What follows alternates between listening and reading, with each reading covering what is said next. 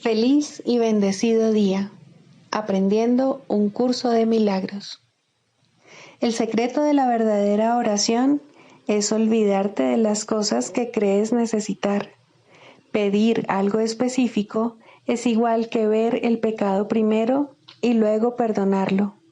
Del mismo modo, al orar pasas por alto tus necesidades específicas, tal como las ves, y las dejas en manos de Dios.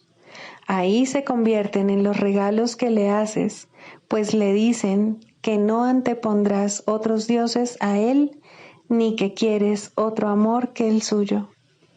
Este libro es un comienzo, no un final.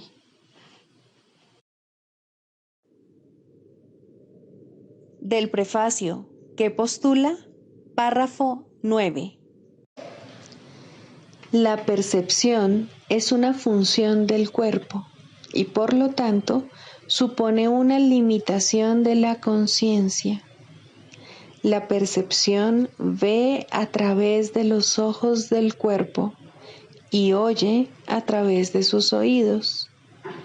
Produce las limitadas reacciones que éste tiene. El cuerpo aparenta ser, en gran medida, automotivado e independiente, mas en realidad solo responde a las intenciones de la mente. Si la mente lo utiliza para atacar, sea de la forma que sea, el cuerpo se convierte en la víctima de la enfermedad, la vejez y la decrepitud. Si la mente, en cambio, acepta el propósito del Espíritu Santo, el cuerpo se convierte en un medio eficaz de comunicación con otros, invulnerable mientras se le necesite, que luego sencillamente se descarta cuando deja de ser necesario. De por sí, el cuerpo es neutro, como lo es todo en el mundo de la percepción. Utilizarlo para los objetivos del ego o para los del Espíritu Santo depende enteramente de lo que la mente elija. Introducción. Este es un curso de milagros. Es un curso obligatorio. Solo el momento en que decides tomarlo es voluntario. Tener libre albedrío no quiere decir que tú mismo puedas establecer el plan de estudios. Significa únicamente que puedes elegir lo que quieres aprender en cualquier momento dado. Este curso no pretende enseñar el significado del amor, pues eso está más allá de lo que se puede enseñar. Pretende, no obstante, despejar los obstáculos que impiden experimentar la presencia del amor, el cual es tu herencia natural. Lo opuesto al amor es el miedo, pero aquello que todo lo abarca no puede tener opuestos. Este curso puede, por lo tanto, resumirse muy simplemente de la siguiente manera. Nada real puede ser amenazado. Nada irreal existe. En esto radica la paz de Dios. Capítulo 1. El significado de los milagros. Primero, principios de los milagros. Principio 41. El contenido perceptual de los milagros es la plenitud. De ahí que puedan corregir o redimir la errada percepción de carencia. Capítulo 6. Las lecciones del amor. Primero, el mensaje de la crucifixión. Para los efectos del aprendizaje, examinemos de nuevo la crucifixión. No hice hincapié en ella anteriormente debido a las temibles connotaciones que quizá tengas asociadas con ella. Lo único que se ha subrayado hasta ahora es que no fue una forma de castigo. No obstante, no se puede explicar nada utilizando exclusivamente términos negativos. Existe una interpretación constructiva de la crucifixión que está totalmente desprovista de miedo y que, por lo tanto, si se entiende debidamente, es totalmente benévola en cuanto a lo que enseña. La crucifixión no es más que un ejemplo extremo. Su valor, al igual que el valor de cualquier otro recurso de enseñanza, reside únicamente en la clase de aprendizaje que facilita. Se puede entender y se ha entendido incorrectamente. Ello se debe únicamente al hecho de que los temerosos tienden a percibir con miedo. Ya te dije que siempre puedes recurrir a mí para compartir mi decisión y de ese modo hacerla más firme. Te dije también que la crucifixión fue la última jornada inútil que la filiación tuvo que emprender y que para todo aquel que la entienda representa la manera de liberarse del miedo. Aunque antes solo hice hincapié en la resurrección, no aclaré entonces el propósito de la crucifixión y la manera en que ésta, de hecho, condujo a la resurrección. Este propósito, no obstante, tiene una aportación muy concreta que hacer a tu propia vida, y si lo examinas sin miedo, te ayudará a comprender tu propio papel como maestro. Es probable que hayas estado reaccionando durante muchos años como si te estuvieran crucificando. Esta es una marcada tendencia de los que creen estar separados, que siempre se niegan a examinar lo que se han hecho a sí mismos. La proyección implica ira. La ira alienta la agresión y la agresión fomenta miedo. El verdadero significado de la crucifixión radica en la aparente intensidad de la agresión cometida por algunos de los hijos de Dios contra otro. Esto, por supuesto, es imposible y se tiene que entender cabalmente que es imposible. De lo contrario, yo no puedo servir de modelo para el aprendizaje. En última instancia, solo el cuerpo puede ser agredido.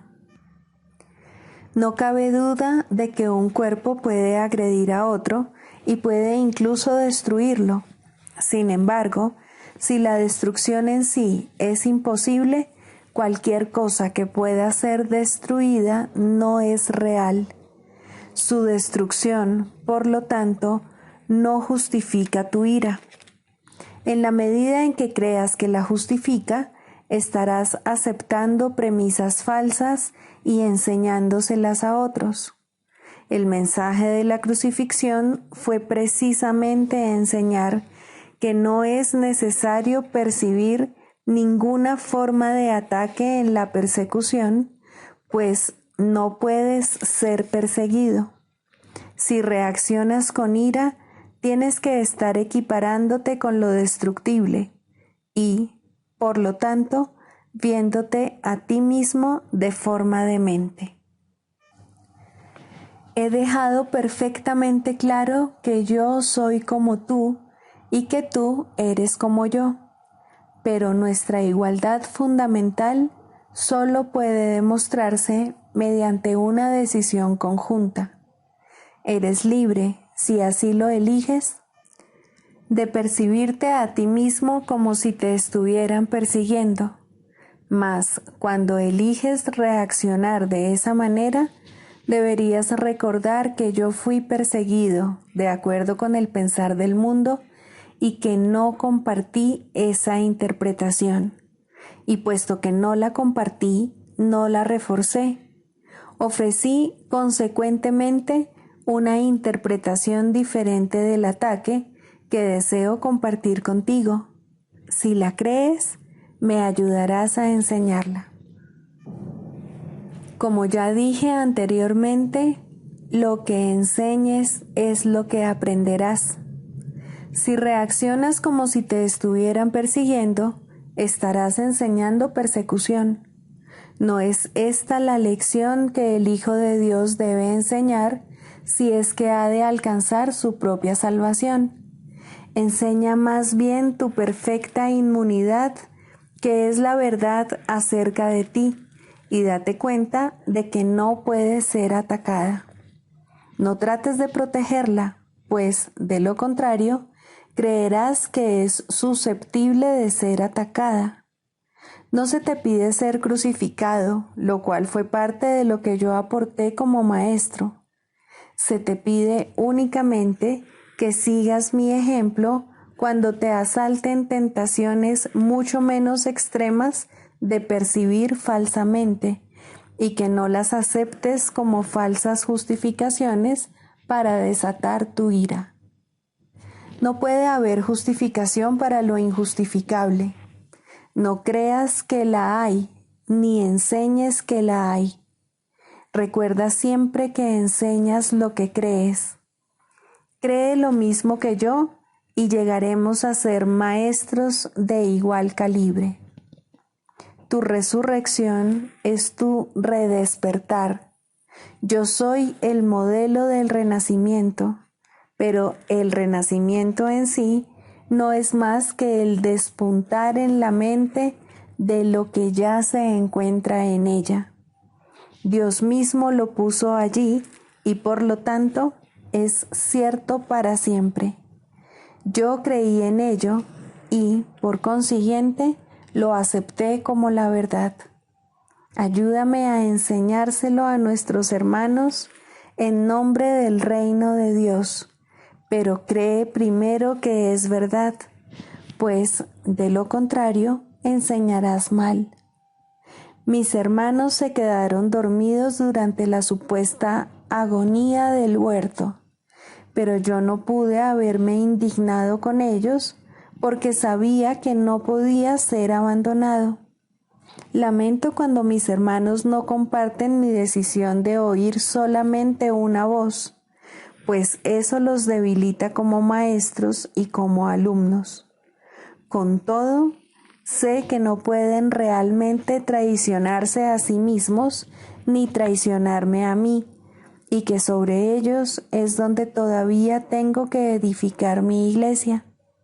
No hay ninguna otra alternativa al respecto, porque únicamente tú puedes ser la roca de la iglesia de Dios.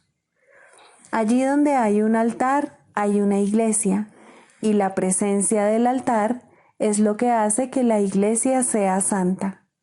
La iglesia que no inspira amor tiene un altar oculto que no está sirviendo al propósito para el que Dios lo destinó. Tengo que edificar su iglesia sobre ti, porque quienes me aceptan como modelo son literalmente mis discípulos. Los discípulos son seguidores, y si el modelo que siguen ha elegido evitarles dolor en relación con todo, serían ciertamente insensatos si no lo siguiesen. Elegí, por tu bien y por el mío, demostrar que el ataque más atroz, a juicio del ego, es irrelevante. Tal como el mundo juzga estas cosas, mas no como Dios sabe que son, fui traicionado, abandonado, golpeado, atormentado y finalmente asesinado. Está claro que ello se debió únicamente a las proyecciones de otros sobre mí, ya que yo no le había hecho daño a nadie y había curado a muchos. Seguimos gozando de perfecta igualdad como alumnos, aunque no es necesario que tengamos las mismas experiencias. El Espíritu Santo se regocija cuando puedes aprender de las mías y valerte de ellas para volver a despertar.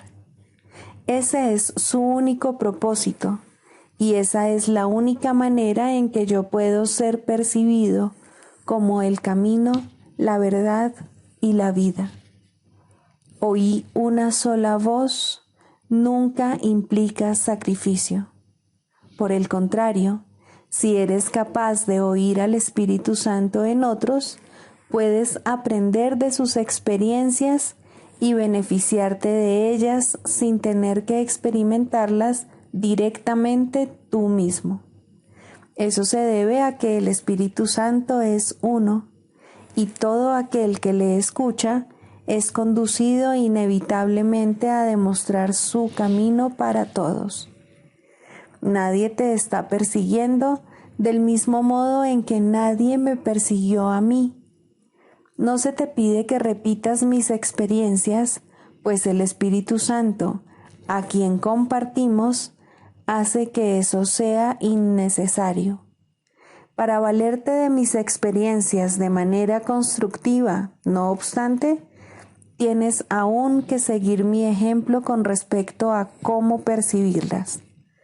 Mis hermanos, que son también tus hermanos, están constantemente justificando lo injustificable. La única lección que tengo que enseñar, puesto que la aprendí, es que ninguna percepción que esté en desacuerdo con el juicio del Espíritu Santo está jamás justificada.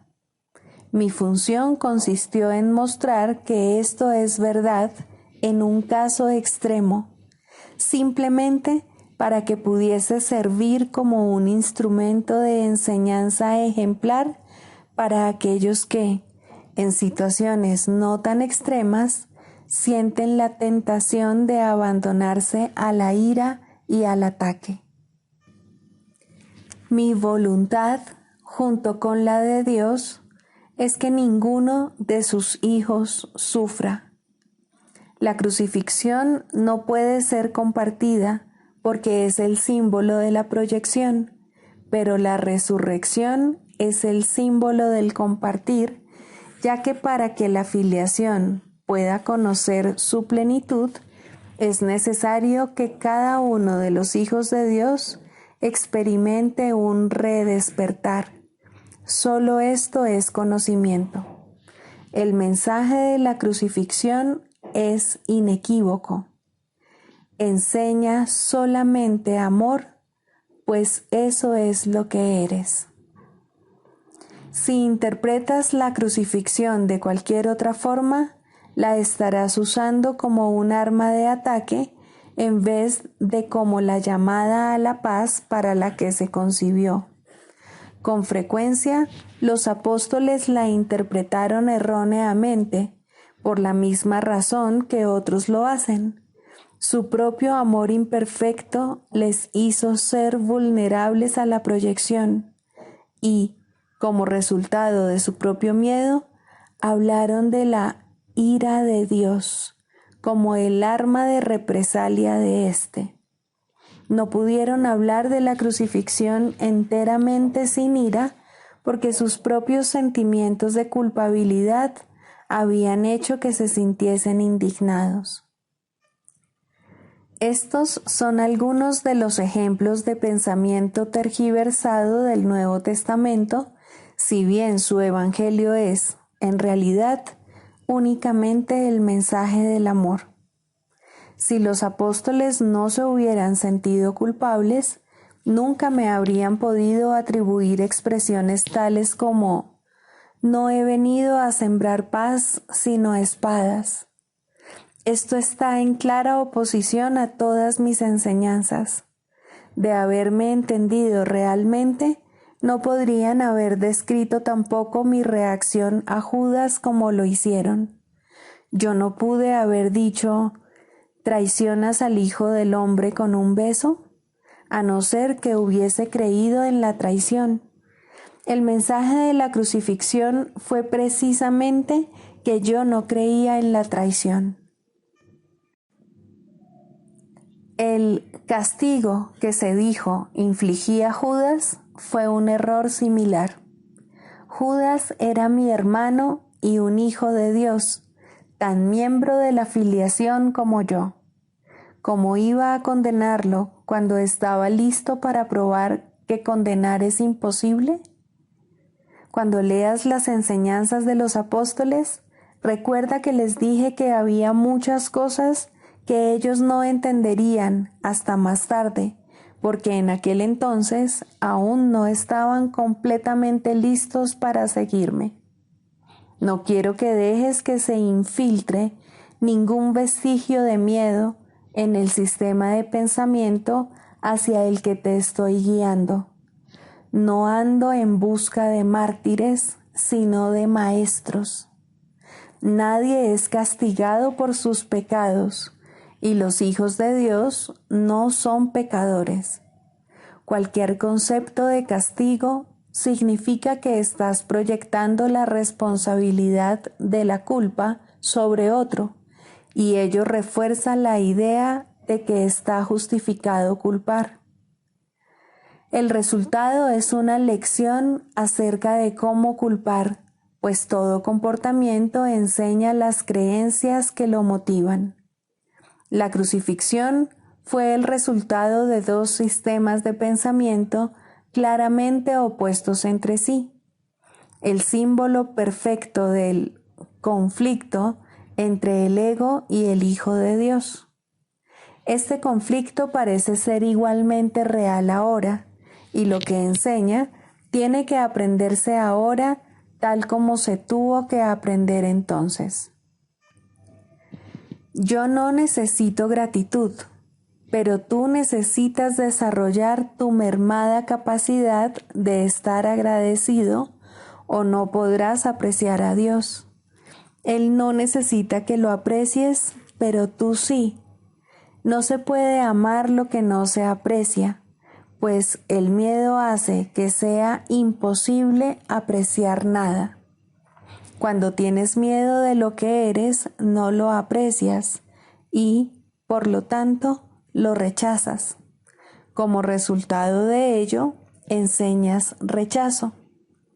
El poder de los hijos de Dios está presente todo el tiempo porque fueron creados para ser creadores. La influencia que ejercen unos sobre otros es ilimitada y tiene que usarse para la salvación conjunta. Cada uno de ellos tiene que aprender a enseñar que ninguna forma de rechazo tiene sentido.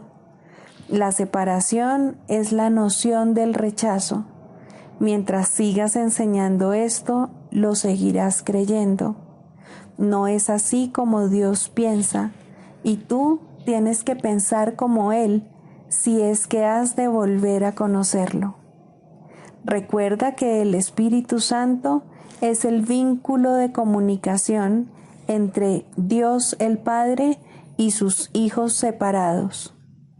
Si escuchases su voz, sabrías que tú no puedes herir ni ser herido, y que son muchos los que necesitan tu bendición para poder oír esto por sí mismos.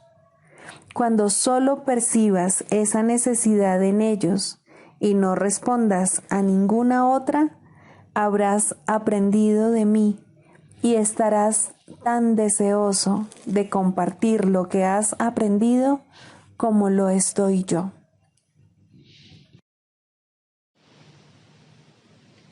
Libro de ejercicios, lección 163. La muerte no existe. El Hijo de Dios es libre. La muerte es un pensamiento que adopta muchas formas, las cuales a menudo no se reconocen. La muerte puede manifestarse en forma de tristeza, miedo, ansiedad o duda, en forma de ira, falta de fe y desconfianza, preocupación por el cuerpo, envidia, así como en todas aquellas formas en las que el deseo de ser como no eres pueda venir a tentarte. Todos esos pensamientos no son sino reflejos de la veneración que se le rinde a la muerte como salvadora y portadora de la liberación. En cuanto que encarnación del miedo, anfitrión del pecado, Dios de los culpables y Señor de toda ilusión y engaño, El pensamiento de la muerte parece ser muy poderoso, pues parece encerrar a todas las cosas vivientes en sus marchitas manos y a todos los deseos y esperanzas en su puño funesto, así como percibir toda meta únicamente a través de sus ojos invidentes. Los débiles, los indefensos, así como los enfermos, se postran ante su imagen al pensar que sólo ella es real, inescapable y digna de su confianza, pues la muerte es lo único que inevitablemente llegará. Todas las cosas excepto la muerte parecen ser inciertas y perderse demasiado pronto, independientemente de cuán difícil haya sido adquirirlas. Ninguna de ellas parece ofrecernos seguridad con respecto a lo que nos ha de brindar, y son propensas a defraudar las esperanzas que una vez nos hicieron abrigar y a dejar tras sí un mal sabor de boca en lugar de aspiraciones y sueños. Pero con la muerte se puede contar, pues vendrá con pasos firmes cuando haya llegado su hora. Jamás cesará de tomar todo lo que tiene vida como rehén. ¿Te postrarías ante ídolos como este? Aquí la fortaleza y el poderío de Dios mismo se perciben dentro de un ídolo hecho de barro. Aquí se proclama que lo opuesto a Dios es Señor de toda la creación, más fuerte que la voluntad de Dios por la vida, o que la infinitud del amor y la perfecta e inmutable constancia del cielo. Aquí por fin se derrota la voluntad del Padre y del Hijo, y se entierra bajo la lápida que la muerte ha colocado sobre el cuerpo del Santo Hijo de Dios.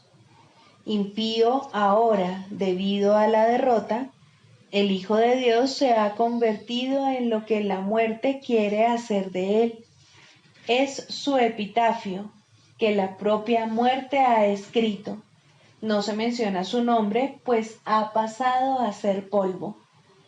En él solo se menciona lo siguiente: aquí yace un testigo de que Dios ha muerto.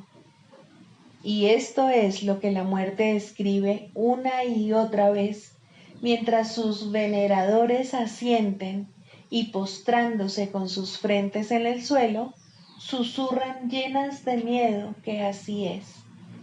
Es imposible venerar a la muerte en cualquiera de las formas que adopta, y al mismo tiempo seleccionar unas cuantas que no favoreces y que incluso deseas evitar, mientras sigues creyendo en el resto. Pues la muerte es total. Bien todas las cosas mueren, o bien todas viven y no pueden morir.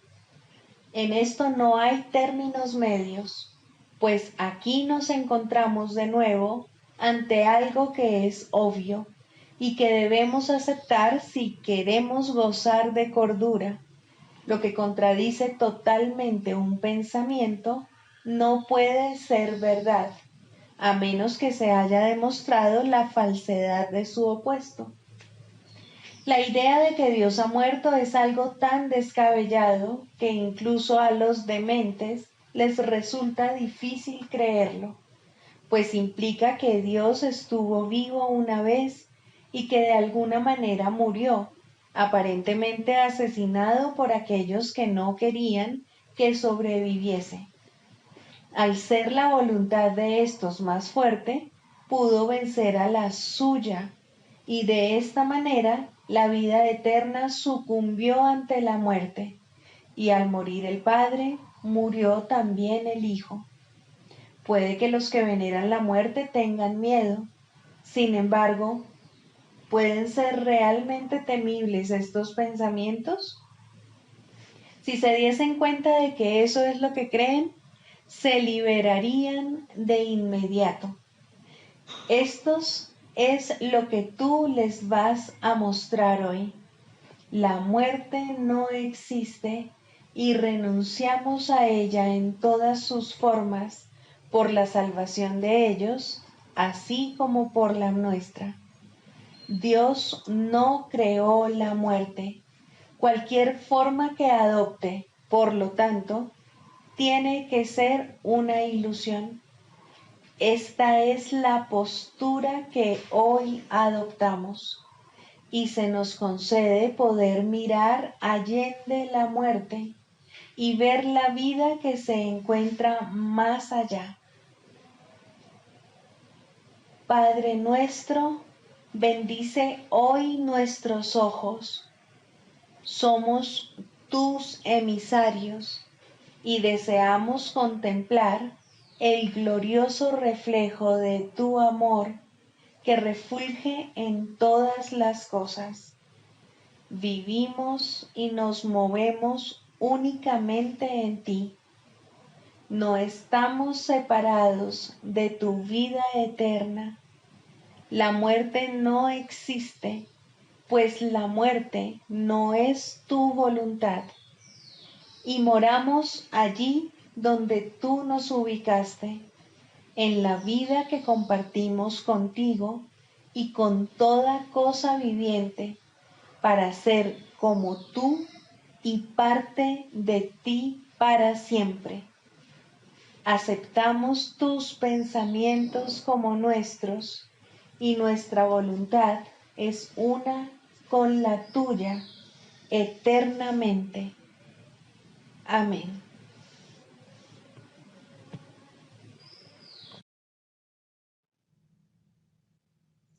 Del Manual para el Maestro, pregunta 4.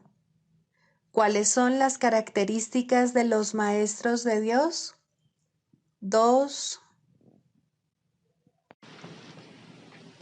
Honestidad. Todas las demás características de los maestros de Dios se basan en la confianza. Una vez que ésta se ha alcanzado, las otras se suceden naturalmente.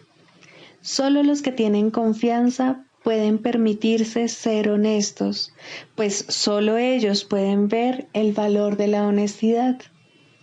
La honestidad no se limita únicamente a lo que dices. El verdadero significado del término es congruencia. Nada de lo que dices está en contradicción con lo que piensas o haces. Ningún pensamiento se opone a otro. Ningún acto contradice tu palabra, ni ninguna palabra está en desacuerdo con otra. Así son los verdaderamente honestos. No están en conflicto consigo mismos a ningún nivel. Por lo tanto, les es imposible estar en conflicto con nada o con nadie. La paz que experimentan los maestros de Dios avanzados se debe en gran medida a su perfecta honestidad. Solo el deseo de engañar da lugar a la pugna. El que es uno consigo mismo no puede ni siquiera concebir el conflicto. El conflicto es el resultado inevitable del autoengaño, y el autoengaño es deshonestidad.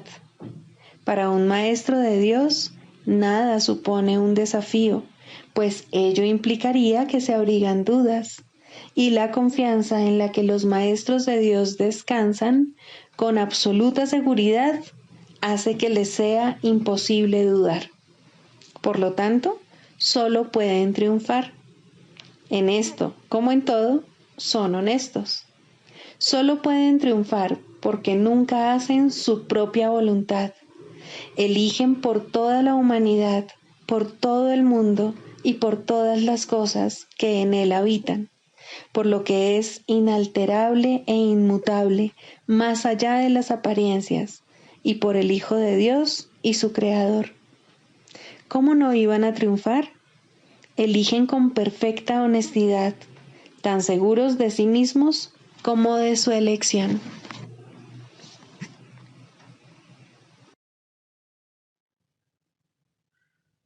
Manual para el Maestro, pregunta 12. ¿Cuántos maestros de Dios se necesitan para salvar el mundo? La respuesta a esta pregunta es uno solo. Un maestro absolutamente perfecto que haya completado su aprendizaje es suficiente. Este maestro santificado y redimido se convierte en el ser que es el Hijo de Dios, quien siempre fue únicamente espíritu. Ya no se ve a sí mismo como un cuerpo, y ni siquiera como que se halla dentro de un cuerpo. Por lo tanto, es ilimitado, y al no tener límites, sus pensamientos están unidos eternamente a los de Dios. La percepción que tiene de sí mismo está basada en el juicio de Dios, no en el suyo propio. De esta manera comparte la voluntad de Dios y lleva sus pensamientos a las mentes que todavía están engañadas. Es eternamente uno porque es tal como Dios lo creó. Ha aceptado a Cristo y se ha salvado. De esta forma, el Hijo del Hombre se vuelve el Hijo de Dios. Esto no es realmente un cambio, es más bien un cambio de mentalidad. Nada externo cambia, pero todo lo interno refleja ahora únicamente el amor de Dios. Ya no hay que temer a Dios, pues la mente no ve ninguna razón para el castigo. Los maestros de Dios aparentan ser muchos, pues eso es lo que necesita el mundo. Mas al estar unidos en un solo propósito, el cual comparten con Dios, ¿cómo podría haber separación entre ellos? ¿Qué importa entonces si se presentan de muchas maneras? Sus mentes son una, y así su unión es total. Y Dios opera ahora a través de ellos cual uno solo, pues eso es lo que son. ¿Por qué es necesaria la ilusión de que hay muchos?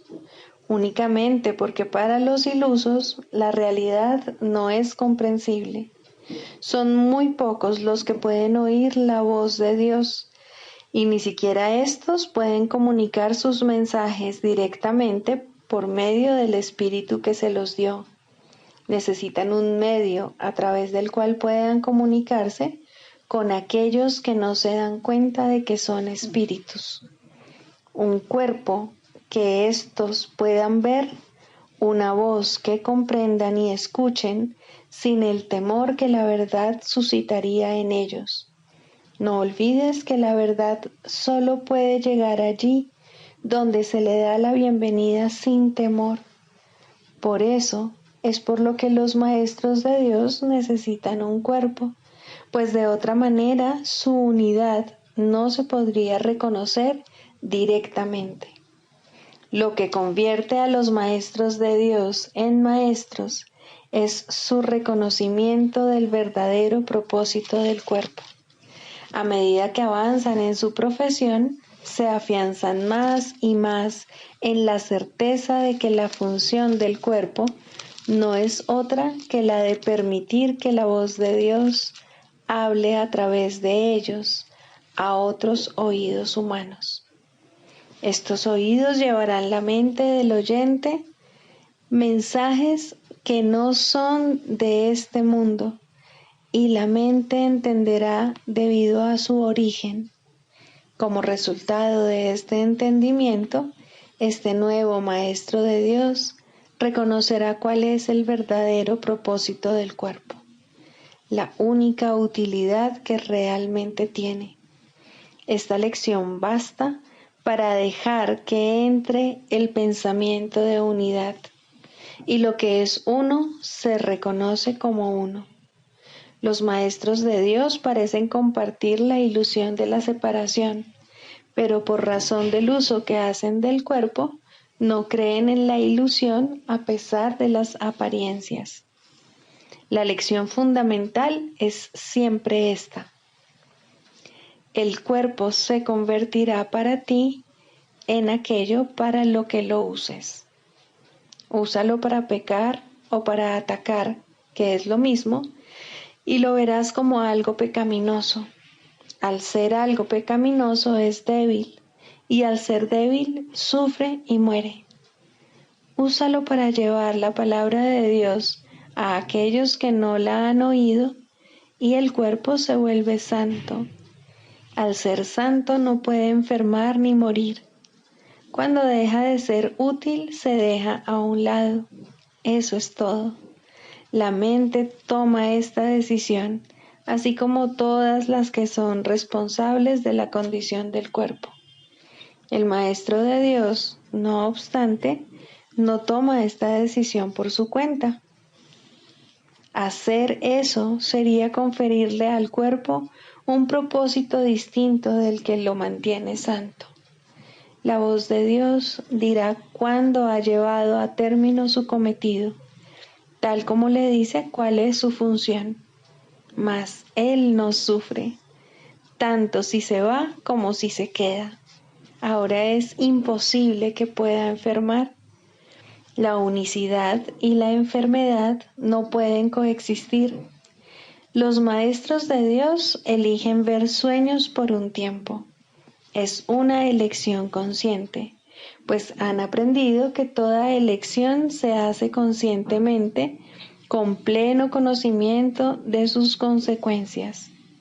El sueño afirma lo contrario, pero ¿quién pondría su fe en sueños una vez que los has reconocido como tales?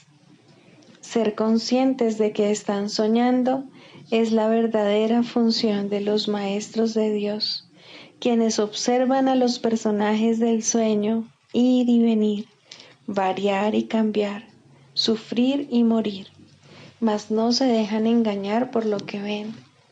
Reconocen que considerar a una de las figuras del sueño como enferma y separada no es más real que considerarla saludable y hermosa.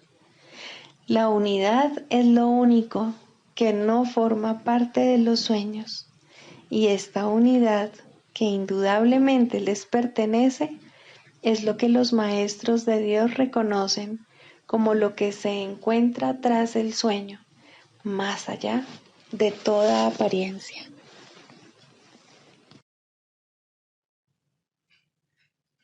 Clarificación de términos.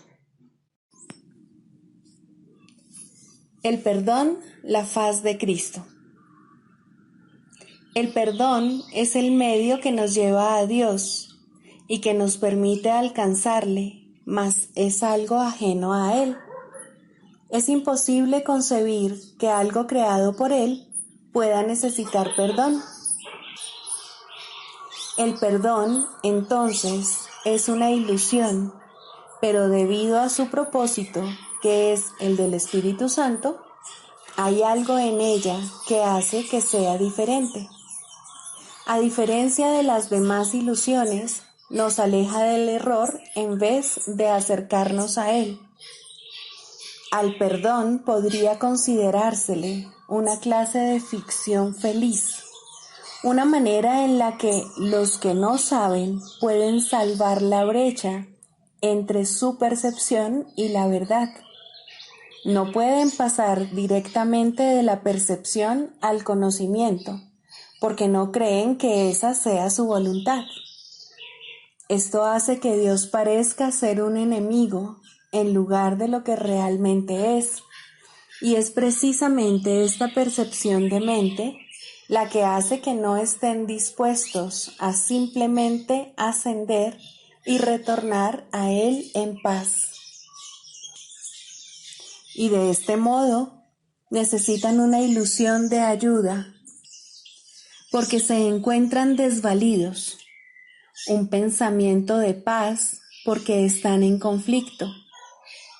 Dios sabe lo que su Hijo necesita antes de que Él se lo pida. Dios no se ocupa en absoluto de la forma, pero al haber otorgado el contenido, su voluntad es que se comprenda, y eso basta. Las formas se adaptan a las necesidades, pero el contenido es inmutable, tan eterno como su creador.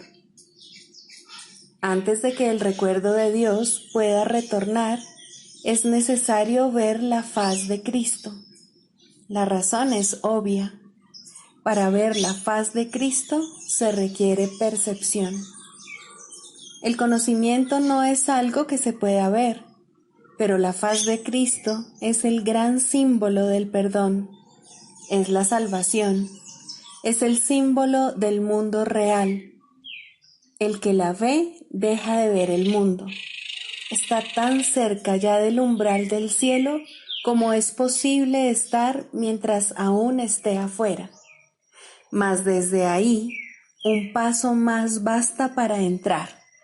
Es el paso final y ese se lo dejamos a Dios. El perdón es un símbolo también, pero en cuanto que símbolo exclusivo de la voluntad del Padre, no puede ser dividido. Y así, la unidad que refleja se convierte en su voluntad. Eso es lo único que aún está en el mundo en parte y que, al mismo tiempo, es el puente que conduce al cielo. La voluntad de Dios es lo único que existe. Lo único que podemos hacer es pasar de la nada al todo, del infierno al cielo. ¿Es esto una jornada? No, en verdad no lo es, pues la verdad no va a ninguna parte. Pero las ilusiones cambian según el lugar o la época. El paso final no es más que otro cambio. Por ser una percepción, es en parte irreal. Sin embargo, esa parte desaparecerá. Lo que entonces quedará será la paz eterna y la voluntad de Dios. Ahora ya no hay deseos, pues los deseos cambian. Incluso lo que una vez se deseó puede volverse indeseable. Esto es así porque el ego jamás puede estar en paz, pero la voluntad es constante por ser el don de Dios, y lo que Él da es siempre como Él mismo. Este es el propósito de la faz de Cristo. Es el regalo de Dios para la salvación de su Hijo. Contempla únicamente esto y habrás sido perdonado. Cuán hermoso se vuelve el mundo en ese instante en el que ves la verdad acerca de ti mismo reflejada en él. Ahora estás libre de pecado y contemplas tu impecabilidad. Ahora eres santo y así lo percibes. Y ahora la mente retorna a su Creador, la unión de Padre e Hijo, la unidad de unidades que se encuentra detrás de toda unión, aunque más allá de todas ellas. No se ve a Dios, sino que únicamente se le comprende. No se ataca a su Hijo, sino que se le reconoce.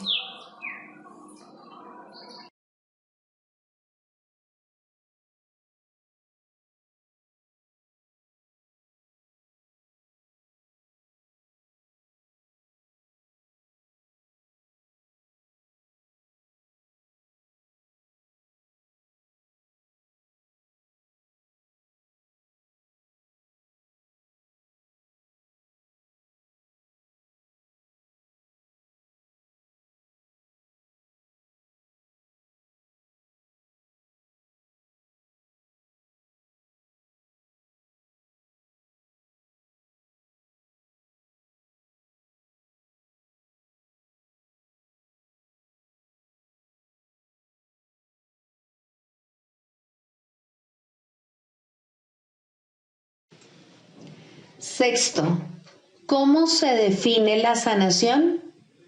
El proceso de la psicoterapia, pues, se puede definir simplemente como perdón, pues no hay sanación que pueda ser otra cosa.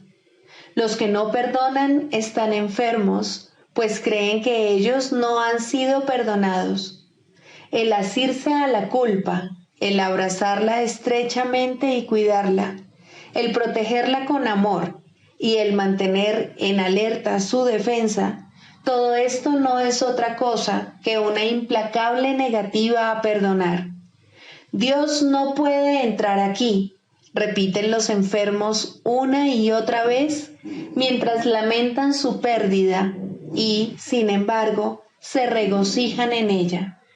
La sanación ocurre a medida que un paciente comienza a escuchar el canto fúnebre que entona y a cuestionar su validez. Hasta que no lo escuche, no puede entender que es él quien se lo canta a sí mismo. Escucharlo es el primer paso en la recuperación. Cuestionarlo tiene que convertirse entonces en su elección. Hay una tendencia, y muy fuerte, a escuchar este canto de muerte solo un instante para luego descartarlo sin haberlo corregido. Estas conciencias fugaces representan las muchas oportunidades que se nos dan literalmente para cambiar de melodía. En vez de esta, puede escucharse el sonido de la sanación. Pero primero debe surgir voluntad de cuestionar la verdad del canto de la condenación. Las distorsiones extrañas que se tejen inextricablemente al interior del concepto del yo, que en sí no es otra cosa que una pseudocreación, hacen que este feo sonido parezca verdaderamente hermoso. El ritmo del universo, el canto del ángel heraldo, todo esto y más se oye en lugar de esos ruidosos chillidos discordantes. El oído traduce, no oye. El ojo reproduce, no ve. Su tarea es hacer agradable aquello que se invoca, no importa cuán desagradable pueda ser. Responden a las decisiones de la mente al reproducir sus deseos y traducidos en formas aceptables y placenteras. Algunas veces el pensamiento detrás de la forma se asoma, aunque solo muy brevemente, y la mente se asusta y comienza a dudar de su cordura, pero no permitirá a sus esclavos cambiar las formas que contemplan, los sonidos que oyen. Estos son sus remedios, sus salvaguardias contra la locura. Estos testimonios que traen los sentidos tienen un solo propósito: justificar el ataque y de esta manera conservar la falta de perdón sin reconocerla como lo que es. Cuando se la ve sin disfraz, resulta intolerable. Sin protección no podría soportarse. Aquí se atesoran todas las enfermedades, pero sin reconocer que es así. Pues cuando no se reconoce una falta de perdón, la forma que toma parece ser algo distinto. Y ahora es ese algo distinto lo que parece aterrorizar. Pero no es el algo distinto lo que se puede sanar. No está enfermo y no necesita remedio. Concentrar tus esfuerzos sanadores aquí no es más que futilidad. ¿Quién puede sanar lo que no está enfermo y aliviado? La enfermedad toma muchas formas y lo mismo hace la falta de perdón. Las formas de una solo reproducen las formas de la otra, pues son la misma ilusión.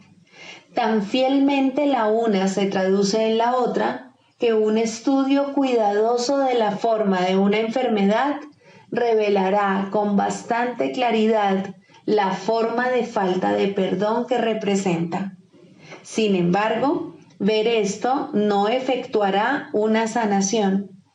Eso se logra mediante un solo reconocimiento, que solo el perdón sana una falta de perdón, y solo una falta de perdón puede ser el origen de cualquier clase de enfermedad. Esta comprensión es la meta final de la psicoterapia. ¿Cómo se alcanza? El terapeuta ve en el paciente todo lo que no ha perdonado en sí mismo y de esta manera se le da otra oportunidad de mirarlo, someterlo a una nueva evaluación y perdonarlo.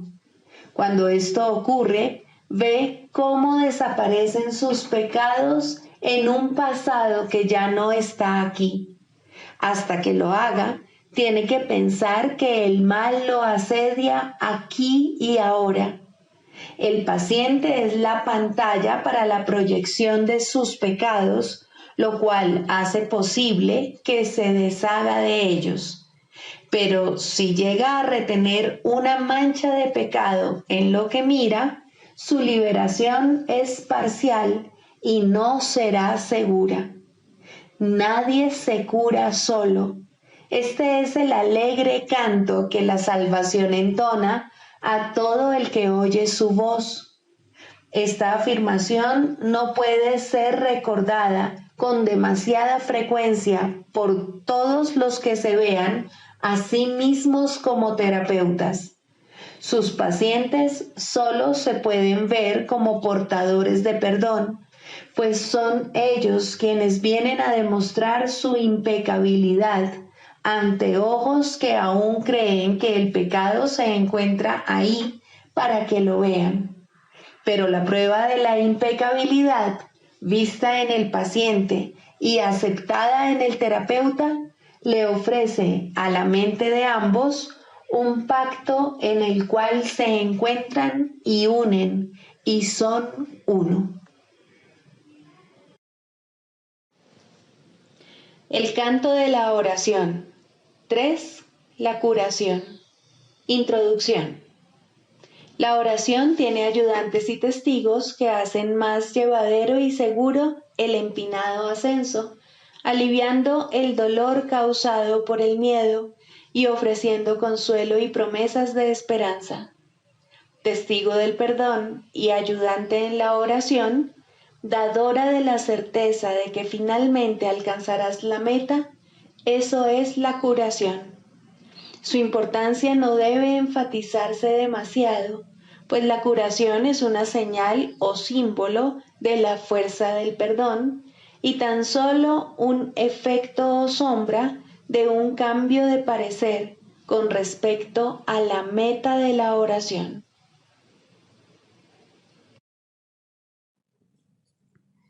Sigamos a Jesús haciendo del perdón algo tan natural como respirar y algo tan vital como el aire. Amén.